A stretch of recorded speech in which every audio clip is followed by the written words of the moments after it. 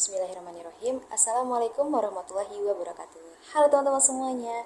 Perkenalkan, nama saya Hafizah Aisyah dengan NIM 23111244. Saya berasal dari program studi Pendidikan Guru Sekolah Dasar. Pada kali ini dengan mata kuliah Keterampilan Berbahasa Indonesia. Kali ini saya akan membahas tentang keterampilan menyimak. Nah, teman-teman pasti ingin tahu kan apa saja itu materi tentang keterampilan menyimak. Yuk kita nonton videonya. Cekidot. Oke teman-teman, kita lanjut. Poin pertama yaitu menyimak. Pengertian menyimak. Menurut teman-teman, apa sih itu menyimak? Nah, jadi teman-teman, menyimak itu adalah kegiatan mendengarkan dengan sungguh-sungguh untuk memahami pesan yang disampaikan oleh pembicara kepada kita. Bukan hanya sekedar kita mendengarkan, tetapi memahami juga maksud dan makna dari apa yang disampaikan oleh pembicara kepada kita. Contohnya teman-teman, ketika kita mendengarkan guru atau teman kita menjelaskan suatu materi di suatu kelas, kita tidak hanya mendengarkan bunyi suaranya saja, tapi kita juga berusaha memahami apa yang disampaikan oleh pembicara tersebut kepada kita. Kita juga berusaha memahami konsep-konsep yang disampaikannya kepada kita. Kita lanjut poin kedua. Poin kedua yaitu mengenai tujuan dalam menyimak. Nah, jadi teman-teman, dalam tujuan menyimak ini ada beberapa tujuan-tujuan dalam menyimak. Yang pertama yaitu memperoleh informasi. Dalam menyimak, kita dapat memperoleh informasi, baik itu berupa pembelajaran atau informasi-informasi yang bersifat umum. Yang kedua, memahami informasi. Dengan menyimak, kita dapat memahami informasi tersebut. Kita dapat memahami informasi yang disampaikan pembicara kepada kita. Yang ketiga itu menanggapi informasi. Dengan menyimak, kita dapat menanggapi suatu informasi tersebut atau suatu yang disampaikan oleh pembicara tersebut. Kita bisa menanggapi hal tersebut. Selanjutnya, memecahkan masalah. Dengan menyimak, kita dapat menyelesaikan masalah. Misalnya ketika ada suatu permasalahan baik itu dalam permasalahan misalnya rapat mungkin atau hal dan lain segala macamnya. Dengan menyimak, kita bisa menyelesaikan, memecahkan masalah tersebut. Yang selanjutnya bisa juga dengan membangun relasi. Nah, pada membangun relasi ini, misalnya ketika kita dalam keadaan menyimak, kita bisa membangun relasi kita, baik itu relasi dengan teman-teman atau bahkan dengan dosen. Poin ketiga yaitu mengenai tahap-tahap dalam menyimak. Kan teman-teman, dalam tahap-tahap menyimak ini ada beberapa tahap-tahap. Yang pertama yaitu pra, yang dimana pra ini adalah sebelum menyimak. Sebelum menyimak, yang pertama itu kita harus siapkan dulu kesiapan individu kita. Yang kedua, lingkungan. Lingkungan juga berpengaruh dalam sebelum kita menyimak. Yang kedua, saat kita menyimak. Saat kita menyimak, yang pertama yaitu mendengar. Kita mendengarkan apa yang disampaikan oleh pembicara kepada kita. Yang kedua, memahami. Setelah mendengar, kita bisa memahami apa yang disampaikan, makna dan tahu makna apa yang disampaikan oleh pembicara kepada kita. Yang ketiga, menanggapi. Setelah kita mendengar, memahami, kita bisa menanggapi apa yang disampaikan oleh pembicara kepada kita. Selanjutnya, mengingat. Kita bisa mengingat apa poin-poin penting yang disampaikan oleh pembicara kepada kita. Nah, setelah saat menyimak, juga ada tahap pasca menyimak. Pasca menyimak yaitu mengevaluasi. Setelah kita mendengar, memahami, menanggapi, mengingat, baru kita bisa mengevaluasi dan merespon apa yang disampaikan oleh pembicara kepada pendengar. Selanjutnya yaitu mengenai jenis-jenis menyimak. Dalam jenis-jenis menyimak ini ada terbagi beberapa. Yang pertama itu jenis ekstensif. Jadi mana jenis ekstensif ini adalah jenis yang dilakukan dengan secara umum dan lebih luas atau dengan lebih bebas, atau informasi yang disampaikan dengan cara yang lebih luas. Misalnya teman-teman, ketika kita sambil memasak atau melakukan suatu kegiatan, kita juga bisa sambil mendengarkan berita atau hal lain sebagai macamnya. Seperti contohnya saat kita sambil memasak, kita juga bisa mendengarkan berita. Nah, yang kedua, intensif. Yang dimana intensif ini adalah menyimak yang dilakukan dengan fokus dengan tujuan yang tertentu. Misalnya menyimak pembelajaran guru, mengikuti presentasi, dan mendengarkan instruksi. Selanjutnya yaitu poin kelima. Poin kelima adalah mengenai proses dalam menyimak. Nah, dalam menyimak ini memiliki beberapa proses-proses. Yang pertama yaitu mendengarkan. Mendengarkan ini merupakan tahap awal penerima menerima bunyi atau suara. Yang kedua, memahami. Memahami yaitu pendengar mulai memahami apa yang disampaikan oleh pembicara. Nah, setelah kita mendengar, kita bisa memahami. Setelah kita memahami, kita bisa menginterpretasi. Yang ketiga yaitu menginterpretasi. Yang dimana menginterpretasi ini adalah memahami pesan yang disampaikan itu secara lebih mendalam. Setelah kita mendengar, memahami, menginterpretasi, kita bisa mengevaluasi. Evaluasi yaitu pendengar bisa menilai kebenaran dan relevansi terhadap informasi yang disampaikannya atau informasi yang didengar. Selanjutnya, setelah kita melakukan proses tadi mendengar, memahami, menginterpretasi, mengevaluasi, kita bisa menanggapi. Nah, menanggapi ini adalah memberikan respon terhadap pesan yang disampaikan, baik itu bisa berupa pertanyaan, komentar, atau bahkan tindakan. 6. Yaitu mengenai faktor penghambat keberhasilan menyimak. Nah, teman-teman, di faktor penghambat keberhasilan menyimak ini ada beberapa faktor yang menjadi penghambat dalam keberhasilan kita dalam menyimak. Yang pertama itu faktor internal. Faktor internal adalah faktor yang berada dalam diri kita sendiri, seperti konsentrasi. Kalau misalnya kita tidak bisa berkonsentrasi ketika mendengarkan apa yang disampaikan oleh pembicara, itu bisa dapat menghambat keberhasilan kita dalam menyimak. Yang kedua, minat. Jika minat tidak ada atau niat kita tidak ada, itu dapat juga menghambat keberhasilan kita dalam menyimak. Yang ketiga, kondisi fisik. Kondisi fisik ini seperti dalam keadaan sakit atau dalam keadaan lapar atau misalnya dalam keadaan gelisah atau bagaimana, yang dimana kondisi fisik kita itu tidak bisa fokus gitu. Nah, juga dapat menghambat keberhasilan kita dalam menyimak. Selanjutnya juga termasuk kepada sikap atau attitude. Misalnya ketika kita meremehkan pembicara atau meremehkan apa yang disampaikan oleh pembicara tersebut, topik yang disampaikan itu kita anggap remeh, itu juga bisa menghambat keterampilan kita dalam menyimak, menghambat keberhasilan kita dalam menyimak. Nah, juga selanjutnya ada faktor eksternal. Nah, faktor eksternal ini seperti lingkungan fisik, seperti suara bising. Suara bising itu juga dapat mempengaruhi kita, menghambat keberhasilan dalam menyimak kita, seperti suhu ruangan yang tidak nyaman atau kelas tidak nyaman, orang di sekeliling kita yang tidak nyaman. Nah, itu teman-teman juga bisa menghambat keberhasilan kita dalam menyimak. Selanjutnya itu ada gangguan dari orang lain. Nah, seperti percakapan orang bicara di sebelah kita ingin fokus tapi orang di sebelah kita itu berbicara. Nah, atau juga dengan penggunaan gadget atau orang di samping kita itu main handphone atau main game, itu juga bisa menghambat keberhasilan kita dalam menyimak. Nah, selanjutnya itu kecepatan berbicara. Nah, kecepatan berbicara ini apabila pembicara itu terlalu cepat atau terlalu lambat, juga dapat menyulitkan kita sebagai pendengar dan juga bisa menghambat keberhasilan kita dalam menyimak. Poin yang ketujuh yaitu mengenai ciri-ciri penyimak yang baik. Kita sebagai penyimak yang baik, kita dapat memiliki ciri-ciri. Yang pertama yaitu siap fisik dan mental. Nah, di mana kita harus siap fisik dan mental, seperti fokus, rileks, bebas dari gangguan.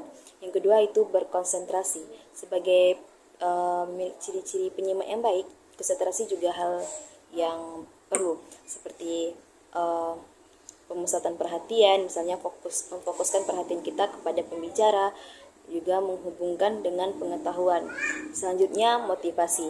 Nah, motivasi kita sebagai penyimak, kita juga perlu memotivasi, seperti keinginan kita untuk memahami apa yang disampaikannya dan juga tujuannya yang jelas. Selanjutnya menghargai. Kita sebagai penyimak yang baik, kita juga harus menghargai apa yang disampaikan oleh pembicara tersebut. Selanjutnya kenali arah pembicara.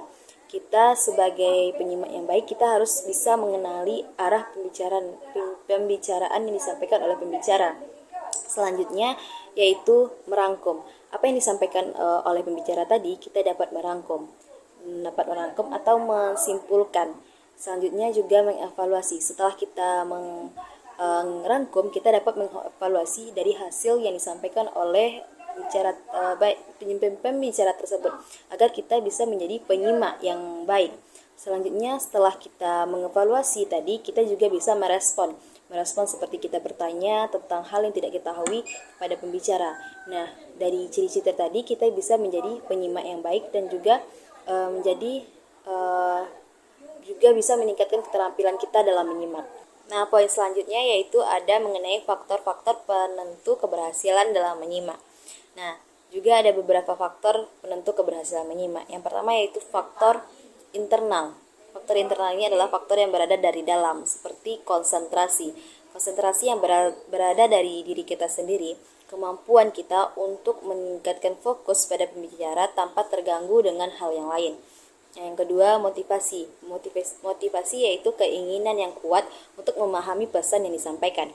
Yang ketiga, pengalaman. Semakin sering berlatih menyimak, semakin baik pula kemampuan kita. Selanjutnya, kesehatan. Kesehatan ini seperti kondisi fisik atau mental yang baik juga dapat mendukung konsentrasi kita. Selanjutnya, pengetahuan dasar. Pengetahuan dasar seperti pengetahuan kita sebelumnya tentang topik yang disampaikan atau yang dibicarakan pada saat itu.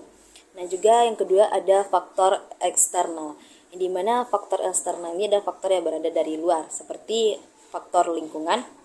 Faktor lingkungan seperti suasana yang tenang dan nyaman yang dapat mendukung konsentrasi kita. Yang kedua, pembicara. Gaya bicara, informasi, dan kecepatan bicara pembicara juga dapat mempengaruhi tingkat pemahaman kita. Yang kedua, yang ketiga, materi. Kerumitan materi dalam merelevasi dengan minat penyimak juga dapat mempengaruhi tingkat pemahaman. Selanjutnya juga ada gangguan. Nah, di gangguan ini seperti suara yang sudah saya sampaikan sebelumnya, seperti suara bising, gerakan yang mengganggu, atau visual yang tidak relevan juga dapat menghambat konsentrasi kita. Poin selanjutnya yaitu cara meningkatkan perilaku menyimak. Nah, dalam meningkatkan perilaku menyimak ada beberapa cara. Yang pertama yaitu fokus penuh. Fokus penuh ini seperti saat kita mengikuti pembelajaran atau rapat atau hal-hal lain, seperti kita bisa mematikan ponsel kita atau kita bisa menghindari godaan-godaan untuk membuka handphone atau godaan-godaan lainnya. Yang kedua, buat lingkungan yang kondusif, yang dimana bisa kita cari tempat yang tenang, nyaman untuk belajar atau mendengarkannya. Yang ketiga, kita bisa ajukan pertanyaan. Jika ada yang tidak kita pahami, jika ada yang kita ragu, jangan ragu untuk bertanya. Yang ketiga, bisa kita buat dengan catatan. Kita buat catat poin-poin penting dari pembicaraan untuk mudah kita dalam mengingat. Selanjutnya, setelah itu kita lakukan, kita bisa mengevaluasi diri kita. Kita mengevaluasi diri setelah menyimak. Coba kita ingat kembali poin-poin penting yang disampaikannya. Strategi menyimak untuk siswa sekolah dasar. Nah, pada materi ini ada beberapa strategi dalam menyimak untuk siswa sekolah dasar. Yang pertama yaitu ada simak ucap ulang. Nah, di mana simak ucap ulang ini berfungsi untuk memperkuat daya ingat dan keterampilan verbal pada siswa. Misalnya ketika kita sebagai seorang guru, kita menyampaikan suatu informasi atau cerita kepada siswa kita, dan siswa itu mengulangnya kembali dengan menggunakan bahasanya sendiri. Jadi itu bisa disebut dengan simak ucap ulang. Nah, selanjutnya ada simak kerjakan. Nah, di mana simak kerjakan ini seorang siswa mendengarkan informasi atau instruksi atau perintah, kemudian mereka mengerjakan. Misalnya ketika kita seorang guru, kita misalnya menyuruh seorang siswa tersebut melakukan sesuatu atau memberi instruksi kepada mereka. Mereka menyimak dan setelah mereka menyimak, mereka mengerjakan apa yang kita perintahkan tadi. Jadi itu bisa disebut dengan simak dan kerjakan. Simak kerjakan. Nah, selanjutnya itu ada simak tulis. Nah, pada simak tulis ini yaitu mendengarkan informasi atau mencatat poin-poin penting. Jadi ketika ada seorang guru, kita sebagai seorang guru misalnya, kita menyampaikan sebuah informasi atau pembelajaran atau sebuah cerita. Nah, kemudian siswa kita itu menyimak dan menulis apa yang kita sampaikan tersebut dan mencatat poin-poin penting dari apa yang kita sampaikan tersebut. Nah, selanjutnya itu ada simak terka. Nah, pada simak terka ini guru mendeskripsikan sebuah benda dan siswa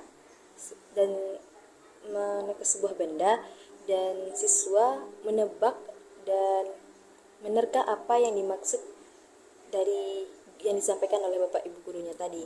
Misalnya ketika kita sebagai seorang guru, kita mendeskripsikan sebuah benda, lalu siswa itu bisa menebak dan menerka apa yang kita maksudkan tersebut.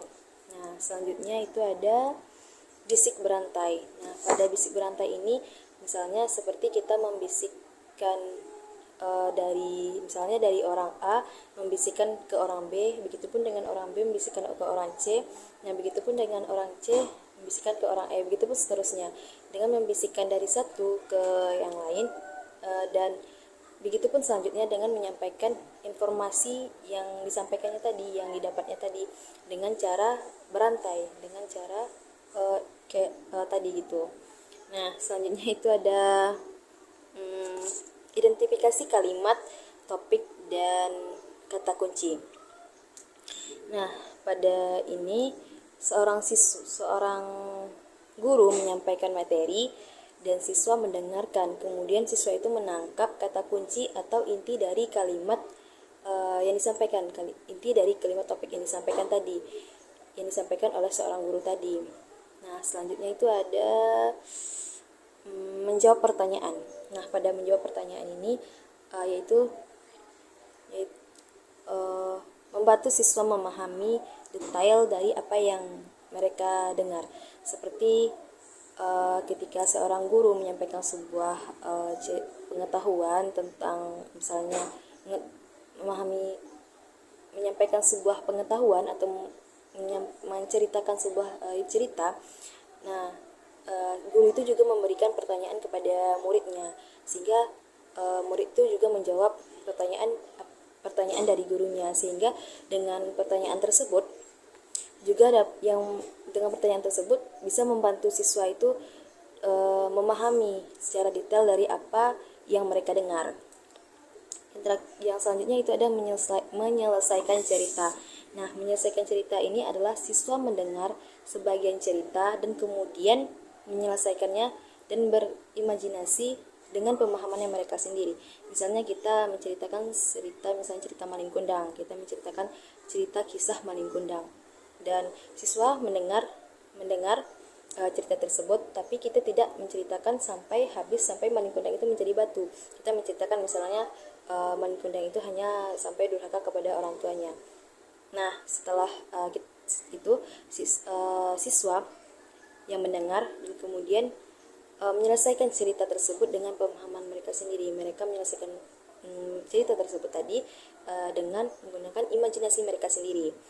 Nah, selanjutnya itu ada merangkum. Merangkum adalah strategi siswa diminta untuk mendengarkan informasi dan kemudian menyampaikan kembali inti dari informasi cerita tersebut. Misalnya kita menceritakan sebuah cerita kisah Malin Kundang, kita menceritakan kisah Malin Kundang tersebut, dan siswa yang mendengarkan cerita, kemudian siswa dapat menyimpulkan inti dari cerita tersebut. Nah, selanjutnya itu ada parafrase. Parafrase ini adalah melibatkan siswa dalam menyampaikan kembali informasi yang mereka dengar dengan menggunakan kata-kata mereka sendiri. Mungkin seperti kita seperti kita sebagai seorang guru, ada seorang guru yang menceritakan kisah-kisah seperti kisah Malin Kundang. Nah, siswa itu dapat juga menyampaikan cerita tersebut dengan menggunakan bahasa mereka sendiri. Teman, itu adalah materi kita tadi mengenai keterampilan menyimak. Mungkin hanya sekian dari saya. Bila ada kata-kata saya yang salah, saya mohon maaf. Saya akhiri dengan wabillahi taufiq wal hidayah. Assalamualaikum warahmatullahi wabarakatuh. Thank you for watching.